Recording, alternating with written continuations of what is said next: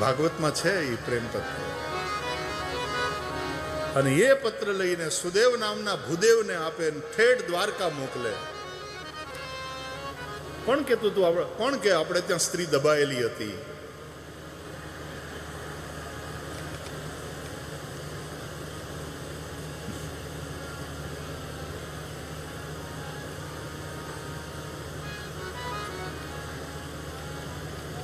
એક જણાએ એક જગ્યાએ મહિલાઓની સભા મળેલી. મોટા ભાગના બહેનો હતા, 5-10 પુરુષો હતા. અને પછી બેન બધી લીડરો ભાષણ કરતી હતી. બહેનો, તમે તમારી શક્તિને ઓળખો. આપણે કચડાયેલા રહેવાનું નથી. નારી એ મોટી શક્તિ છે. તમે શક્તિ સ્વરૂપા છો. તમે શક્તિ. તો પુરુષોમાંથી એક જણો કે તો પછી અમે હું? તમે સહન શક્તિ.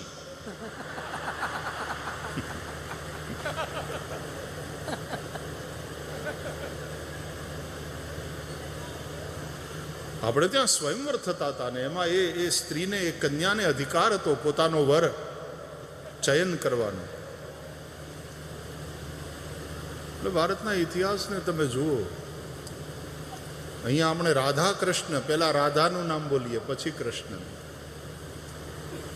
ભવાની શંકર, લક્ષ્મી નારાયણ, સીતારામ. માતૃશક્તિને આપણે આગળ રાખી છે. વચ્ચે એકવાર હું લંડનમાં હતો તો ત્યાંના વર્તમાન પત્રમાં મેં એક સમાચાર વાંચ્યા ઇંગ્લિશમાં. એમાં ત્યાંની એક બહુ મોટી નન, એણે આમ રિબેલિયન થઈને જાણે પ્રશ્ન ઉઠાવેલો કે why God is he and why not she? This is discrimination. આ ભેદ છે. Why is God he? He is merciful, he is great. Why God is he only? She કેમ નથી? ઈશ્વર એને તમે પુરુષ બનાવ્યો? મેલ ડોમિનેટિંગ સોસાયટીએ ઈશ્વર મેલ છે. તમે સ્ત્રીઓને કચડેલી જ રાખી છે. તો નન હતી, એણે આ પ્રશ્ન ઉઠાવ્યો. એટલે મેં આખા સમાચાર વાંચ્યા, મને ઇન્ટરેસ્ટિંગ લાગ્યા. પછી મને એમ થયું કે અમારા વેદ, અમારા સનાતન ધર્મના શાસ્ત્રને તમે જુઓ. અમારે ત્યાં સર્વોચ્ચ જે સત્તા છે એને અમે બ્રહ્મ કહીએ છીએ. બ્રહ્મ, નિર્ગુણ નિરાકાર, પ્રત્યક ચૈતન્યાભિન્ન. આ બ્રહ્મ નથી હી, નથી શી. સંસ્કૃત વ્યાકરણની દ્રષ્ટિએ પણ આ બ્રહ્મ શબ્દ પુલ્લિંગ પણ નથી, સ્ત્રીલિંગ પણ નથી, નપુંસકલિંગ શબ્દ છે. બ્રહ્મ. પણ એ બ્રહ્મ જ્યારે ઈશ્વર બને, એટલે કે માયા વિશિષ્ટ ચેતના, એને ઈશ્વર કહીએ છીએ આપણા વેદાંતિક ફિલોસોફીમાં, ત્યારે એ બંને રૂપે પ્રગટ થાય છે. હી અને શી. એ નારાયણ છે તો લક્ષ્મી પણ છે સાથે. એ શિવ છે તો શક્તિ પણ છે સાથે. એ બ્રહ્મા છે તો સાથે બ્રહ્માણી પણ છે. એ શક્તિ સહિતનો જે ચૈતન્ય, એને ઈશ્વર કહેવાય. પોતાની માયાથી યુક્ત, માયા વિશિષ્ટ ચૈતન્ય, એનું નામ ઈશ્વર છે. અને એના આ 3 રૂપ, બ્રહ્મા વિષ્ણુ મહેશ. અને બ્રહ્મા વિષ્ણુ મહેશના રૂપમાં એની જો શક્તિ ન હોય એની હારે તો એ અધૂરો. એટલે જ્યારે પ્રગટે છે ત્યારે બંને રૂપે પ્રગટે છે, સ્ત્રી અને પુરુષ. કૃષ્ણ છે તો રાધા છે. આપણે એમ કહીએ છીએ, બિના રાધા શ્યામ આધા. તો સીતારામ, રાધેશ્યામ, લક્ષ્મીનારાયણ, ભવાની શંકર. તમને જો અને તમે એવી રીતે સાંભળો છો ને એટલે બતાવવાનું મન થાય આ બધું. જો તમને રસ હોય ને તો એક વાત કહું, સનાતન ધર્મની આ વાત સાંભળશો અને બરાબર સમજશો ને યાદ રાખશો. વિષ્ણુ આપણા સનાતન ધર્મ અનુસાર આદિનારાયણ ભગવાન વિષ્ણુ શેષ શૈયામાં સૂતા છે. એના નાભીમાંથી કમળ, કમળમાં બ્રહ્મા. કથા સાંભળી છે ને આ. અને પછી બ્રહ્માના ભ્રુકુટીમાંથી રુદ્ર. બ્રહ્મા એકવાર ક્રોધ કર્યો એટલે એના ભ્રુકુટીમાંથી રુદ્ર પ્રગટ થયા. એટલે વિષ્ણુ, વિષ્ણુથી બ્રહ્મા, બ્રહ્માથી રુદ્ર. આવો એક ક્રમ. હવે એ ક્રમ પાછો રુદ્રથી જોડાય તો રુદ્રથી વિષ્ણુ, વિષ્ણુથી બ્રહ્મા, બ્રહ્માથી જોડાય તો એનાથી રુદ્ર, રુદ્રથી વિષ્ણુ. સાયકલ છે. તમે ક્યાંથી આરંભ કરો છો એનું મહત્વ છે. એટલે વિષ્ણુથી આરંભ કરો તો બ્રહ્મા, શિવ, વિષ્ણુ, બ્રહ્મા, શિવ, વિષ્ણુ. વર્તુળ હે, ઠીક હે. હવે જુઓ, ભગવાન વિષ્ણુનો રંગ કેવો, એનો વર્ણ કેવો? બોલે મેઘવર્ણમ શુભાંગમ. ઠીક હે. શાંતાકારમ ભુજગશયનમ પદ્મનાભમ સુરેશમ વિશ્વાધારમ ગગન સદૃશમ મેઘવર્ણમ શુભાંગમ લક્ષ્મીકાંતમ કમલનયનમ યોગીભિર્ધ્યાનગમ્યમ વંદે વિષ્ણુમ ભવભયહરમ સર્વલોકૈકનાથમ. મેઘવર્ણ, શ્યામ. અને એ જ ભગવાન વિષ્ણુ રામ બનીને આવે છે કે કૃષ્ણ બનીને આવે છે તો એનો વર્ણ છે શ્યામ. એટલા માટે તો કૃષ્ણનું એક નામ જ છે શ્યામ, શ્યામ સુંદર. મેઘવર્ણમ શુભાંગ. આ ઓછું ટાઢું છે પાછો પંખો હલાવો. આને કહેવાય સુખનું દુઃખ. સંસારનું કોઈ સુખ 100% સુખ છે જ નહીં. જો ઘણા બેઠા છે, આમ ગરમી જરાય નથી થતી, પણ રાધે રાધે, રાધે રાધે, રાધે રાધે. સાંભળો છો? સાંભળો છો? સૂતા છો? તો ખરેખર જાગો છો.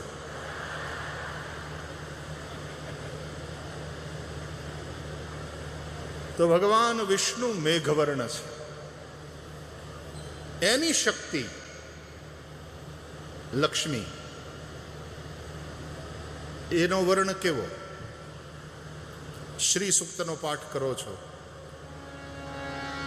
હિરણ્યવર્ણામ હરિણીમ સુવર્ણરજતસ્રજામ ચંદ્રામ હિરણ્મયીમ લક્ષ્મીમ જાતવેદો મહાવહ તામ આવહ જાતવેદો લક્ષ્મીમનપગામિનીમ યસ્યામ હિરણ્યમ વિંદેયમ ગામશ્વમ પુરુષાનહમ. કેવા છે લક્ષ્મીજી? હિરણ્યવર્ણામ હરિણીમ સુવર્ણરજતસ્રજામ. હિરણ્યવર્ણ, હોના જેવો રંગ.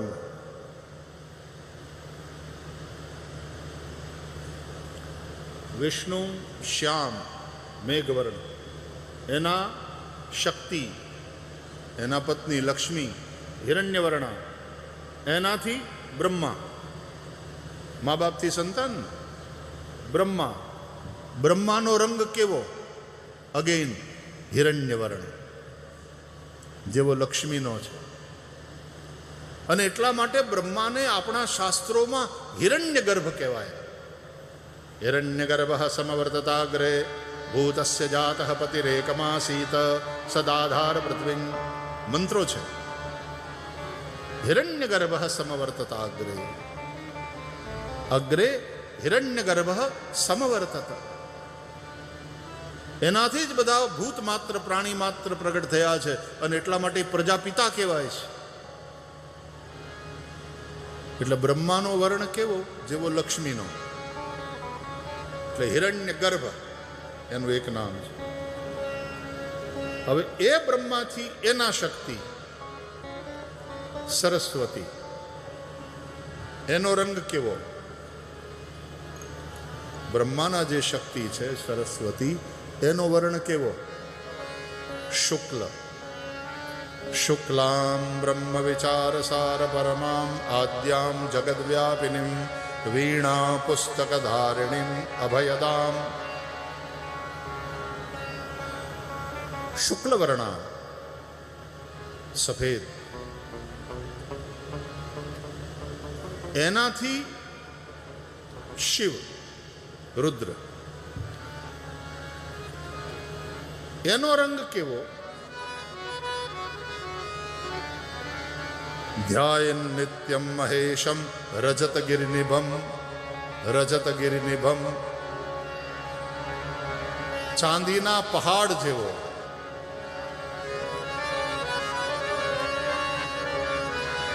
કર્પૂર ગૌરમ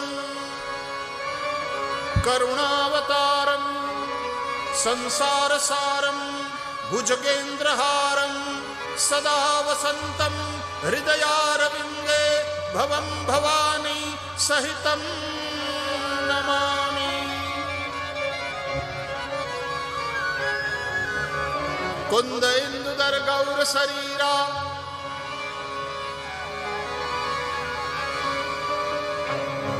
ગૌર, મહાદેવ ગૌર. જેવો સરસ્વતીનો રંગ, બ્રહ્માની શક્તિનો જેવો રંગ, એવો રંગ એવો વર્ણ મહાદેવનો. અને પાછા મહાદેવના શક્તિ પ્રલયંકર મહાદેવ, અને એના શક્તિ એટલે કાલી. એનું નામ જ કાલી, એટલે એનો વર્ણ કેવો? પાછો કાળો, કાલી. અને એ કાલીથી વળી પાછા આગળ ચક્ર પૂરું કરો.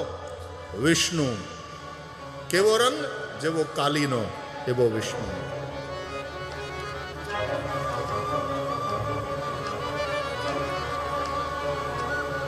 વિષ્ણુ, વિષ્ણુથી એની શક્તિ લક્ષ્મી, લક્ષ્મી હિરણ્યવર્ણામ, એનાથી બ્રહ્મા, બ્રહ્મા હિરણ્યવર્ણ, એનાથી એની શક્તિ સરસ્વતી, સરસ્વતી શુક્લવર્ણા, એનાથી રુદ્ર, રુદ્ર પણ ગૌર, એનાથી એની શક્તિ કાલી, કાલીનો રંગ એ વિષ્ણુનો રંગ. આખી સાયકલ પૂરી થાય છે સાહેબ.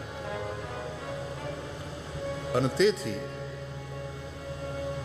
વિષ્ણુ પુરાણની દ્રષ્ટિએ જુઓ તો શરૂઆત વિષ્ણુથી થશે. એ સૌથી પહેલા વહેલા, એ આદિ નારાયણ. પણ જો તમે શિવ પુરાણ જુઓ તો શિવ એ જ વંદે જગત કારણમ, વંદે દેવ ઉમાપતિમ સુરગુરુમ, વંદે જગત કારણમ, વંદે પન્નગ ભૂષણમ મૃગધરમ, વંદે પશુનામ પતિમ, વંદે સૂર્ય શશાંક વહનિ નયનમ. આ ત્રણ નેત્ર છે મહાદેવના. સૂર્ય શશાંક એટલે ચંદ્રમા, સૂર્ય શશાંક વહનિ અગ્નિ, આ ત્રીજું નેત્ર. એટલે ત્રીજું નેત્ર ખોલે ત્યારે અગ્નિ અને બાળીને બધું ભસ્મ કરે.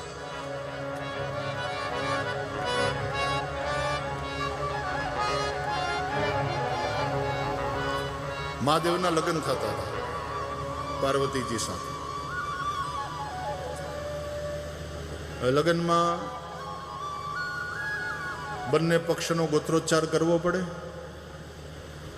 એટલે પહેલા કન્યા પક્ષનો ગોત્રોચ્ચાર થાય.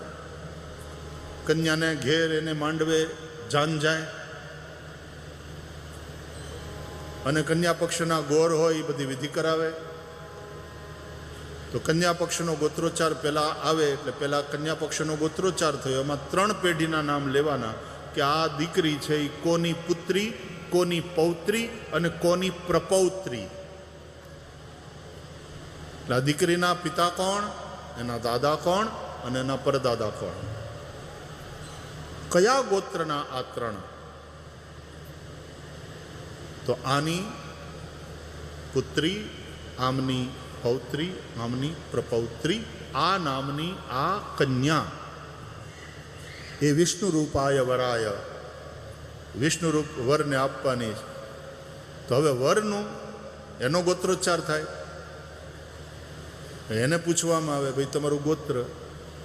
પછી પૂછવામાં આવે નામ. સારું, હવે તમારા પિતાનું નામ બતાવો. મહાદેવને પૂછ્યું. આમ જુઓ તો મહાદેવ તો અજન્મા, અને એને એના બાપનું નામ પૂછવામાં આવે. પણ વિધિ તો વિધિ છે ને, બતાવવું પડે. આપકે પિતા કા નામ બતાવો. તો મહાદેવજીએ કહ્યું બ્રહ્મા. હમ બ્રહ્મા કે ભ્રુકુટી સે હુએ. અચ્છા, તમે બ્રહ્માના પુત્ર, બરાબર. તમારા દાદાનું નામ બતાવો. તમે કોના પૌત્ર? એટલે મહાદેવજીએ ગોરબાપાના કાનમાં કીધું, વિષ્ણુ ભગવાન એ અમારા દાદા, મારા બાપાના બાપા. મારા બાપા બ્રહ્મા, બ્રહ્માના બાપા વિષ્ણુ. હા, બરાબર. ભગવાન વિષ્ણુના તમે પૌત્ર. હવે વિષ્ણુના બાપાનું નામ બતાવો. તમારા પરદાદા કોણ? હવે મહાદેવ મૂંઝાણા. અને કન્યા પક્ષવાળા ગોરબાપા કે બોલો બોલો, હવે એક જ બાકી રહ્યું છે. તમારા બાપા બ્રહ્મા, બ્રહ્માના બાપા વિષ્ણુ, વિષ્ણુના બાપા કોણ એ બતાવી દો એટલે ગોત્રોચ્ચાર પૂરો થાય. એટલે પછી મહાદેવે ગોરના કાનમાં કીધું, વિષ્ણુનો બાપો હું પોતે. તમે આ સર્કલ પૂરું કરો બાપા, આગળ વિધિ ચલાવો.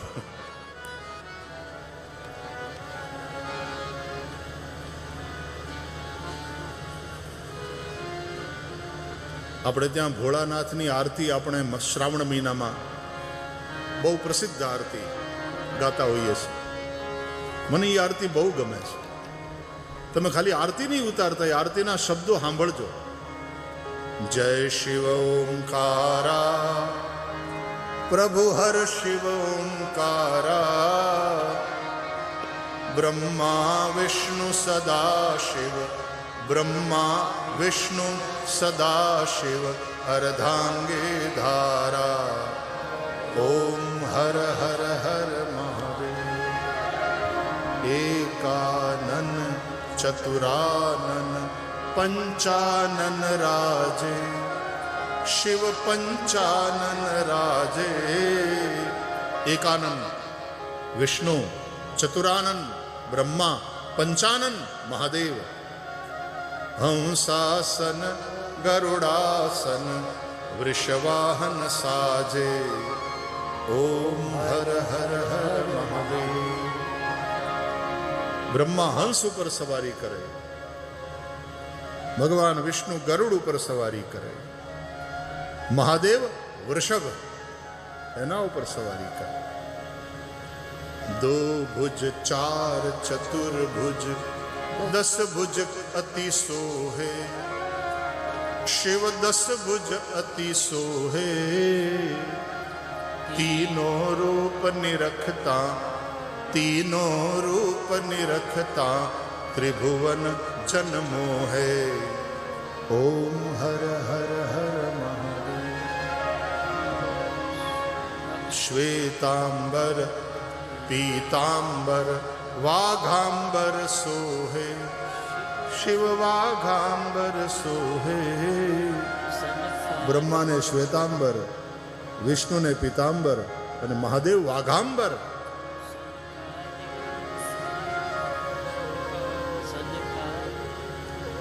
આમ આરતી ગાતા ગાતા ગાતા એ સૌ એક સ્વરૂપ અંતર નવ ધરશો, કોઈ અંતર નવ કરશો. ભોળા ભૂધરને ભજતા ભોળા ભૂધરને ભજતા ભવસાગર તરશો. ઓમ હર હર હર મહાદેવ. તવ તત્વમ ન જાનામી. પુષ્પદંત કહે છે કીદૃશોસી મહેશ્વર યાદૃશોસી મહાદેવ તાદૃશાય નમો નમઃ. હે મહેશ્વર, હું તમારા તત્વને જાણતો નથી. તમે કેવા છો, તમારું સ્વરૂપ કેવું છે, તમે જેવા હોય તેવા મારા તમને નમસ્કાર.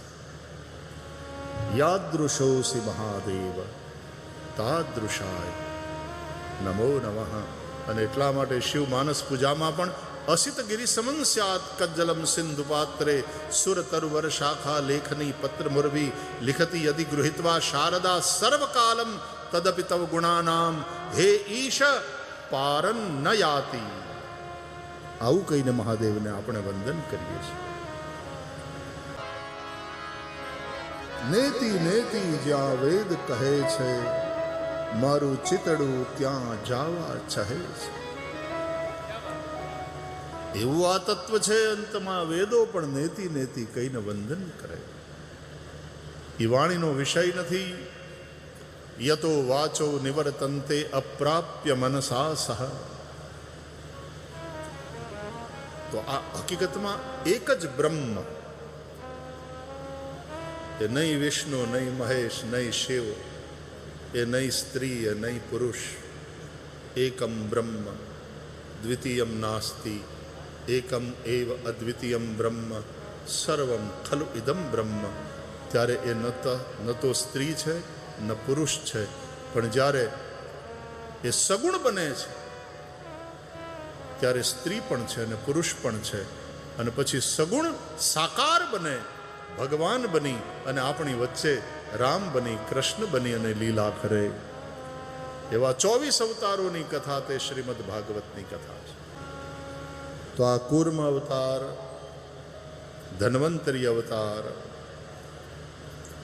મોહિની અવતાર, જેણે દૈત્યોને છેતરીને દેવોને અમૃત પાયું. અમૃત પીવે એ અમર બને. આનો અર્થ સમજાય છે? ભગવાને કેમ દૈત્યોના હાથમાં કે એના મોઢામાં અમૃત ન આવવા દીધું?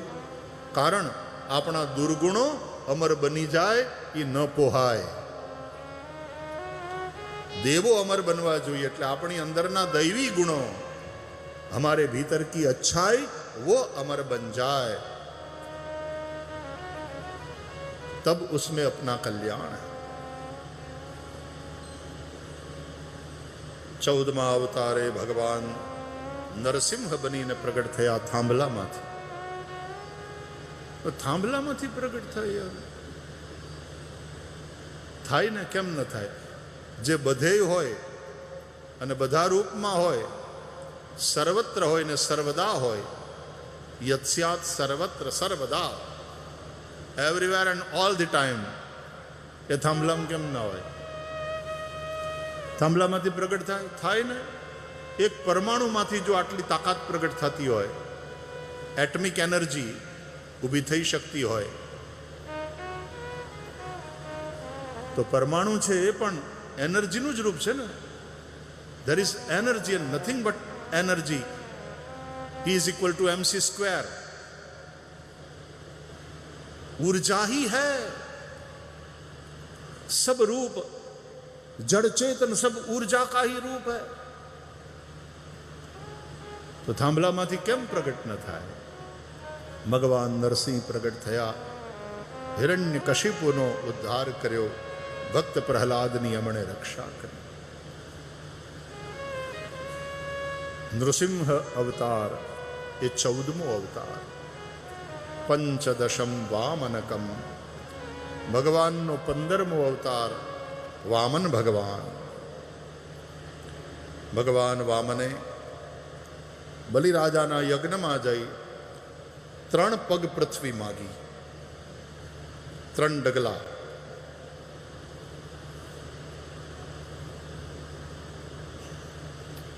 બલિરાજા નવધામાંથી 6 પ્રકારની ભક્તિ જે દેહથી થાય છે એ કરી જ રહ્યા હતા. શ્રવણમ કીર્તનમ વિષ્ણોઃ સ્મરણમ પાદસેવનમ અર્ચનમ વંદનમ, દાસ્યમ, સખ્યમ, આત્મનિવેદનમ. આ 9 પ્રકારની ભક્તિ છે. એમાંથી 6 પ્રકારની દૈહિક ભક્તિ બલિરાજા કરી જ રહ્યા હતા, પણ અંતઃકરણથી થતી 3 પ્રકારની ભક્તિ, સખ્યમ, દાસ્યમ, આત્મનિવેદનમ, એ બાકી હતી. એટલે ભગવાને 3 ડગલા પૃથ્વી માગી કે આ 3ય મને આપી દે એટલે તારી 9ધા ભક્તિ પૂરી થાય, તું મારો થઈ જાય ને હું તારો થઈ જાઉં. અથવા તો ભગવાને 3 ડગલા પૃથ્વી માગી. ભગવાન તન, મન, ધન 3થી તમે સેવા કરો એવું ઈચ્છે છે. ઘણા માત્ર ધનથી કરે, એને વિત્તજા સેવા કહેવાય. ઘણા માત્ર તનથી કરે, એ તનુજા સેવા. મનથી કરે તે માનસી સેવા. માનસી સા પરામતા તત્સિદ્ધ્યય તનુ વિત્તજા. માનસી સેવા એને પુષ્ટિ પરંપરામાં સૌથી શ્રેષ્ઠ ગણવામાં આવી, અને એ માનસી સેવા સિદ્ધ થાય એ માટે તનુજા અને વિત્તજા સેવા કરતા રહેવાની. 3 ડગલા પૃથ્વી માગી ભગવાને. બલિરાજાએ સંકલ્પ છોડ્યો, અને ત્યારે ભગવાન માગતી વખતે વામન હતા, લેતી વખતે વિરાટ થયા. 1 ડગલામાં પૃથ્વીનું, બીજા ડગલામાં સ્વર્ગનું. બલિ પાસે જેટલું હતું બધું જ લઈ લીધું 2 ડગલામાં, અને પૂછ્યું કે બતાવ 3જું ડગલું ક્યાં મૂકું. બલિ તે 3 ડગલા ભૂમિનું દાન કરવાનો સંકલ્પ કર્યો. આ 2 ડગલામાં બધું મંપાઈ ગયું.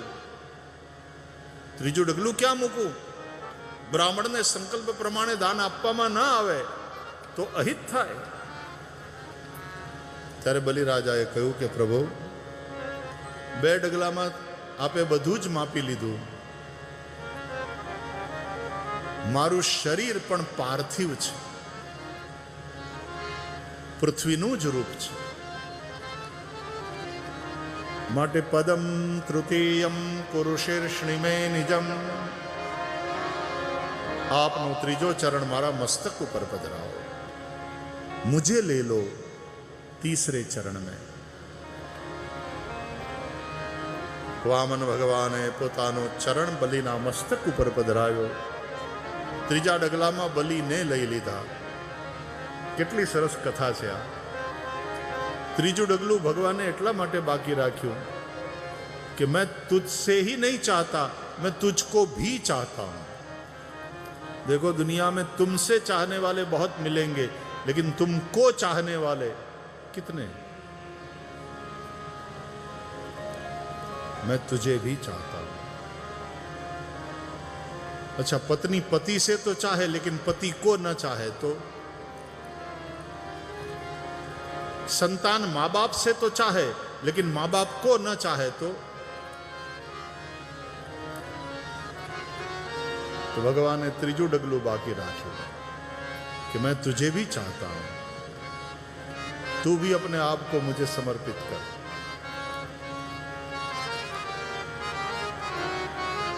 બે ડગલામાં બધું જ માપી લીધું, અને બલિએ સર્વસ્વનું દાન કર્યું. એનો મતલબ 2 ડગલામાં સર્વ સમર્પણ, અને 3જા પગલામાં સ્વ સમર્પણ. સર્વ અને સ્વ, આ 2 શબ્દ છે સર્વસ્વમાં. બલિરાજાએ સર્વસ્વનું દાન કર્યું. 2 ડગલામાં સર્વ સમર્પણ, 3જા ડગલામાં સ્વ સમર્પણ. સર્વ સમર્પણથી મમતા મટી જાય, અને સ્વ સમર્પણ થાય ત્યારે અહંતા પણ મટી જાય. આ મમતા અને અહંતા એ જ જીવને બાંધે છે. એટલે બલિ મુક્ત થઈ ગયા. ભગવાને બલિ પાસેથી જે લીધું હતું એ ઇન્દ્રને દઈ દીધું, અને બલિને ભગવાને પોતાની પાસે રાખ્યો કે આ મારો છે. એટલે બલિ રાજા રાજી બહુ થયા. ઇન્દ્રને એમ થયું કે ભગવાને મારા ઉપર બહુ કૃપા કરી, આ બધું મને આપી દીધું. બલિરાજાએ ઇન્દ્રને કહ્યું, તારા કરતા ભગવાને મારા ઉપર વધારે કૃપા કરી, क्योंकि तुझे तो भगवान से कुछ मिला, मुझे तो भगवान मिले.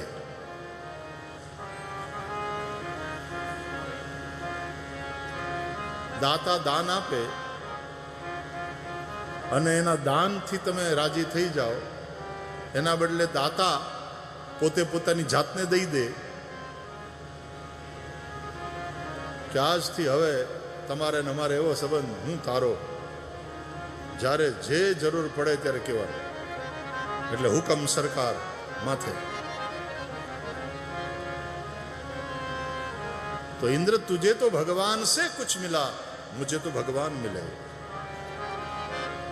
અને ભગવાને બલિને પોતાની પાસે રાખી લીધા ને એટલે બલિને એમ થયું કે જો ભગવાન મને ચાહે છે, હી લવ્સ મી, એટલા માટે એમણે મને પોતાની પાસે રાખ્યો, બાકીનું બીજું બધું ઇન્દ્રને આપી દીધું. બલિ મુક્ત થઈ ગયા દાન આપીને. દાન લઈને ભગવાન બંધાયા એવું જોઈએ છે. દાન દેનારા દઈને મુક્ત થઈ જાય, છૂટી જાય, લેવાવાળા બંધાય. શું કર્યું પછી અમે ઓલા પૈસા આપ્યા હતા, રૂપિયા આપ્યા હતા, એનું શું કર્યું? એ સ્કૂલ બની કે નહીં? કામ બરાબર થયું કે નહીં? રિપોર્ટ તો આપો. કામ બરાબર થયું કે નહીં? રિપોર્ટ તો આપો. એટલે ઉદ્ઘાટન કરવા પડે, ફંક્શન કરવા પડે કે આવો ને જુઓ. દાન સ્વીકારનાર બંધાઈ જાય છે, એ જવાબદારી લઈ લે છે અને જવાબ આપવા બંધાયેલો પણ છે. અને તેથી પોતે બંધન સ્વીકારી સામેવાળાને એટલે કે દેવાવાળાને, દાતાને મુક્ત કરે છે. એટલા માટે દાન સ્વીકારનારને આપણે મોટો ગણ્યો છે. માટે જ દાન દેનારો દાન સ્વીકારનારને પ્રણામ કરે છે કે તમે પોતે બંધન સ્વીકારીને અમને મુક્ત કર્યા. દાનની આ વિભાવનાને જે સાચી રીતે સમજી શકે ને